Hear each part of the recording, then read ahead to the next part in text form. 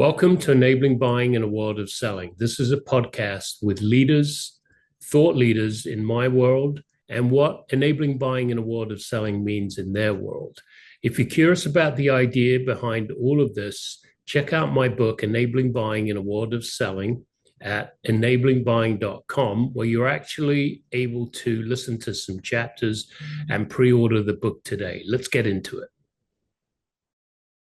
Welcome, everybody. We're doing this informal podcast series, and today I'm honored to have as my guest Joe Leo. We know each other through Vistage. Joe runs a company called Def Method. I'm going to leave it at that and turn it over to Joe to introduce himself, and then we'll get into some stuff that I think might be interesting. Sure. Thanks, Charles, so much for having me. I am Joe Leo. I run a software consultancy called Def Method. We provide engineering solutions for Ruby, Python, and JavaScript technologies. And we are also the builders of Phoenix, which is the first ever AI platform exclusively for Ruby on Rails applications. Wonderful. And I run Criteria for Success in Calabria. And what that does is provide consultancy and a platform around an operating system I've been working on for some while called Enabling Buying in a World of Selling. And just to set it up for a lot of people who hear the words and not sure what it means, think of left brain, right brain. So the enabling buying is kind of more of the right brain. What is the relationship between the buyer and the seller? What are the things each care about?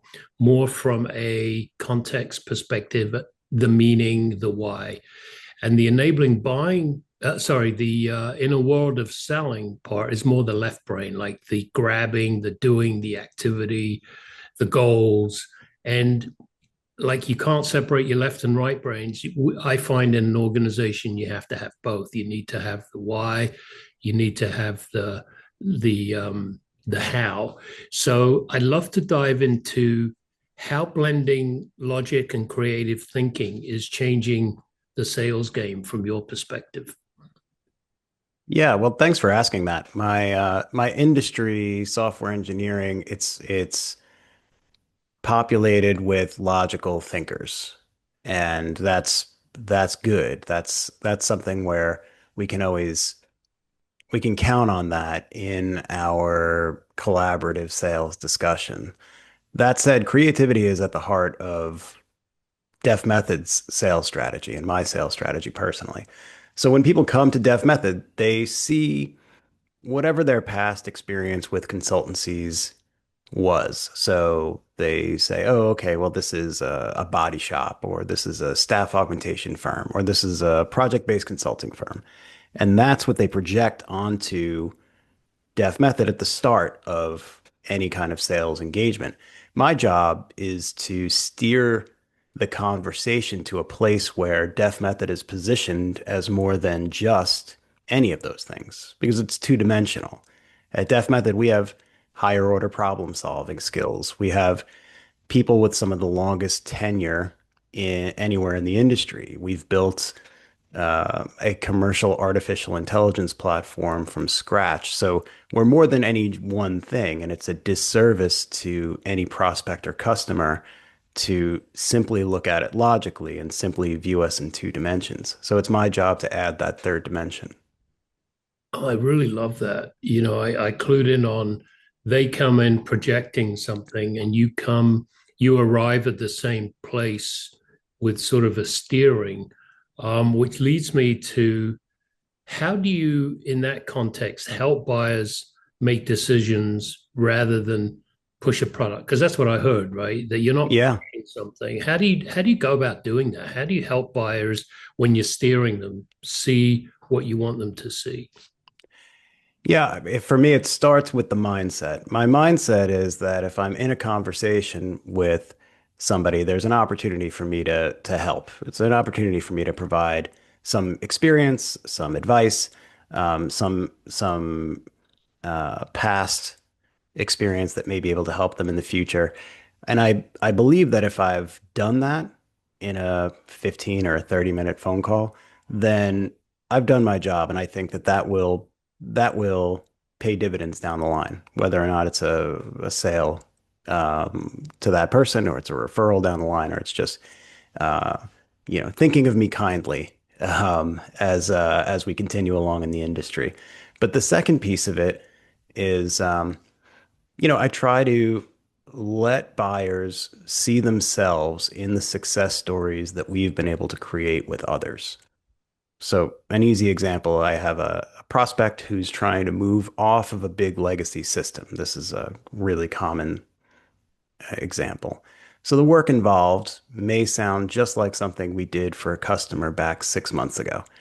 And so I immediately relate that experience and I say, hey, here's what worked for them. Here's what did not work so well for them. Here's how we were able to achieve a successful outcome together. And so instead of pushing anything, what I want is for us to kind of together envision how, based on some past experiences, we can go and create a successful outcome here. That reminds me, Joe, of something we've been talking about in my organization for years. And you just literally are in that, what you just said, the embodiment of what we were teaching or practicing, which is practice discovery-based selling. And people raise their hands and go, what is that? And the way Mhm. to answer that is simply in a rhetorical question, such as, is it better for your buyers to be told how great you are? Is it better for them to discover how great you are? Oh, I like that. Yeah. Well, and the reason I thought of that is because you were talking about stories and anecdotes. And even though we're using different language, it seemed very clear to me that as a buyer, even me listening, I'm able to kind of select from what you're telling me because it's a story, what you did, the results, what might apply to me. You don't necessarily know that. So I'm Mhm. I'm kind of connecting the dots. So that brings me to the big question, right, in your field, which is where have you seen AI and tech? Because I think we can't get away from tech and AI, obviously, help enable buying in this sales situation. Yeah, we're 7 minutes into this conversation, which is longer than I get with anybody else in my industry before talking about AI.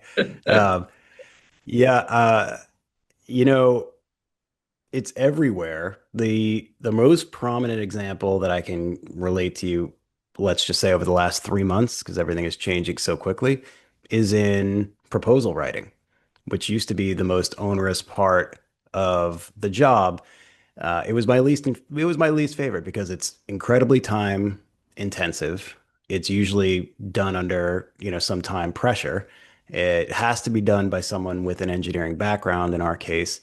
Um, so it's expensive and it may not even be looked at by the customer. And so there's always this, it's an onerous part of the job. Now we have trained up a GPT to to fire off these proposals, or at least drafts of these proposals. So we created a GPT. We gave it all kinds of information about how we do business, how we structure engagements, examples of past proposals. And now when we want a new proposal, that draft is done with a few bullet points.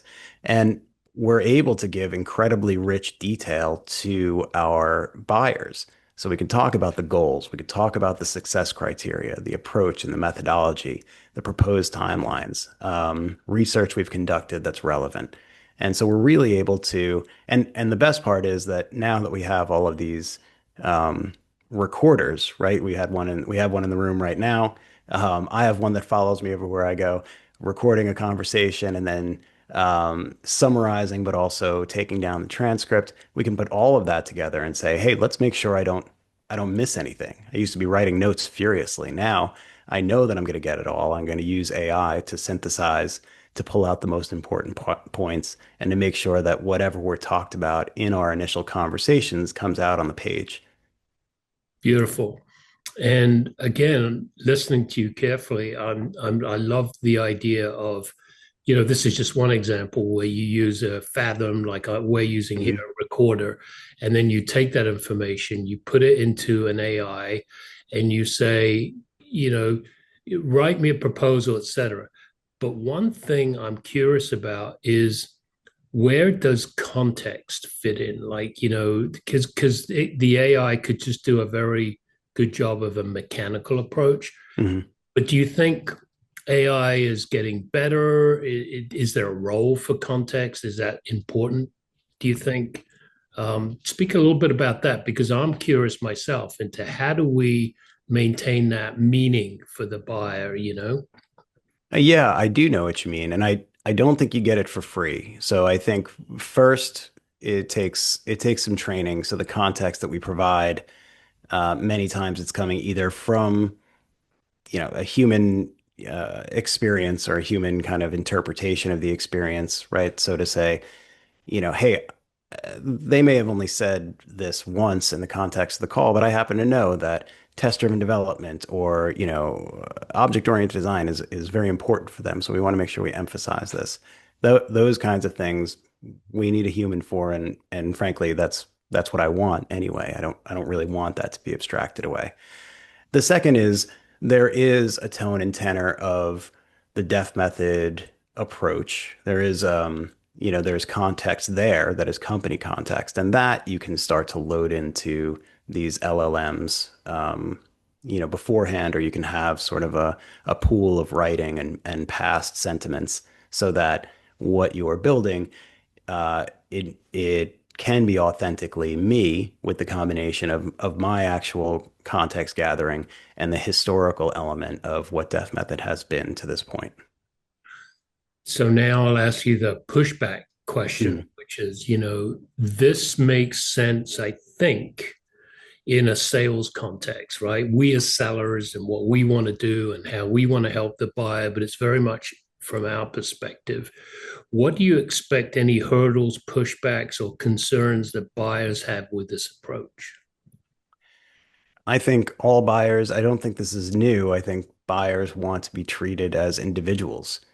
So this would not work and will not work if we start to churn out the same proposal to everybody, for example, not in our line of work anyway.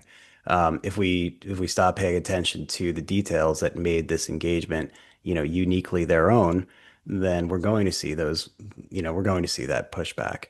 I haven't seen it to date. I've seen actually a lot more engagement for the effort that we're putting in, but I do think that potential is out there. There's always a potential to say, well, this is so easy. Now I don't even have to think about it. And as soon as you do that, then you're in trouble. Love it. So that's a gotcha, right? We're going to make sure that we don't get lazy or that we don't stop thinking about possibilities, Yeah. which the AI could, in a way, limit us, right? But kind of my last question, and this is kind of an open-ended question, is the I'm not sure how I want to ask this, so let me think about it. So it's kind of like I'll set it up for you, Joe. So I'm Okay. I'm an optimist, right? I hear a lot of people going, AI is going to take over. It's going to do terrible things to us, and hmm I'm like, really? Well, that's half empty. The glass is half empty. But what about the glass half full perspective, which is maybe we need to evolve with the AI. Maybe it's going to make us better and smarter. So, given this context, what do you see how AI's or your technology or your practice is helping evolve buying and selling? And is that something you think about? I think about it every day. So because there's kind of the old joke in my industry, which is that, we got a robot to do your job and we're not going to need you anymore. And that's been going on since before I was born. So, 50 years of, well, robots are going to replace us software developers. And now, this is probably the biggest, real existential threat. And so it's something that we deal with. I think there's there's kind of a couple of parts, at least for us, with what you're asking. The first is, what does it do in enabling buying? And I think at least today, at this point in my industry, buyers can and should be demanding more about what the engagement looks like. How will I know we're successful? What happens if we get off track? What can we do to course correct? More about how do we use AI? Because even until maybe the beginning of this year, it was an open question whether your developers were going to use AI or not when they're building. Now it's a given, right? So then, okay, how well do we use it? How effective are we? And a lot of those questions don't have objective answers. So going back to your first question about logic, a lot of the people that are buying from us are logical thinkers, and they want to know, well, how do you know you're any good at using artificial intelligence? How do you know you're better than the next person or the person who charges $10 an hour less, right? And so all of those things have to be distilled down into the buying and selling process so that we can give straight answers. We don't have to use a bunch of flowery language. We can actually get down to the fundamentals of what it's like to work with us. Um, and then, the answers don't have to be, well, this is our process and this is always the way we've done it, right? There's room for nuance and customization now. And I think all of that is really important in the process. Love it. What would you like to tell the world at large in terms of where you see your own services? So, organizations hiring you, your own growth, how you help their growth. In other words, share a little bit about not so much the what you do, like we provide these services, Hmm. but more like what are you committed to? Like where are you coming from? Like when someone hires you, what else do you think they're getting that either they know they want or they don't know they want? Does that make sense? I know It that. does. It does. I think with us, with Def Method, you are getting engineers, software engineers, technologists that have a really great balance of the old and the new, with the old being the fundamentals that have gotten us here that have not diminished in importance. So test-driven development, quality design, PR review, right? The best practices for constructing applications are still in place today. The new being that we lean in heavily to artificial intelligence and any new technologies as they surface. And so, pushing ourselves into AI platform development is a perfect example. We don't want to just be learning or reading from a blog. We want to build and we want to be on that forefront so that when our customers come to us and they have other real and very challenging problems to address or opportunities to capture, we can talk from experience about what we've done and what works and how we can take them into that successful future. Again, listening to you and putting my I'm a buyer hat on, one of the things, and I may have just made this up, so I want to put words in your mouth, is, you know, it's like keeping a pet lion in my apartment. It's a very powerful creature and it's going to smash into a lot of things. Maybe it's a good idea to kind of put it out in a big field and let it run around and do its thing. Yeah. So, what I also heard is when you hire Def Method, when you hire your firm, we also, in a way, protect you from the very power that you want from AI. Because I know from my own experience, I can create enormous amounts of content in very short amounts of time. Hmm. The question is, well, if I'm creating, say, an article or a thought leadership piece on the same subject, and now AI is giving me 200 versions of that subject, which is the right one, which is the one I'm going with.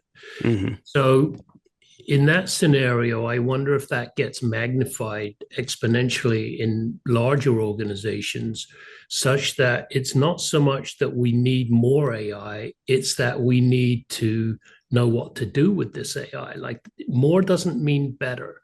And do you, in a sense, safeguard people from, I know you want to use AI to generate this thing, you want to hire us to help you, but maybe there's a better way, or maybe there's something you're not thinking of. Does that help or influence the people you do business with? I think it does, and I think you're exactly right about the lion analogy is a powerful one. What and you've also hit on something that I think is actually being reflected a bit in the wake of ChatGPT 5 coming out and not blowing everybody's socks off, which is um, it's already done a lot. We already have a lot of new and exciting technology and technological possibilities. And being that we are humans and we're not machines, we have not stretched the limits of what is possible right now. And so when you think about what an LLM can do, first of all, what we first think about is chat. And chat is very powerful, but that's just one use case for LLMs. And that's actually what OpenAI said when they released ChatGPT. They're like, "Oh, this is just an example of how it works." But everybody, for good reason, after that thought AI equals chatbot. And so it's easy to fall into the expected pattern for uh, for solving problems with AI. But it's good to pair up with somebody else who might be looking different ways, looking at different solutions, looking at different options for tackling those problems for better efficiency, more effective software development, and just general better outcomes. That's really amazing that there is other possibilities than Chat GPT. I hadn't even thought about. So that's kind of like what I don't know that I don't know. So as we wrap up, I'd love to give you an opportunity to just share where do you get your inspiration? Like it could be, what you do, what you read, what, your activities. Just, tell us a little bit about Joe and what inspires you. Sure, I can tell you that today I get two really big sources of inspiration are one, this Ruby community, especially the artificial Ruby meetup, which I go to monthly, which has been a really great, fun group of other software engineers doing really interesting things.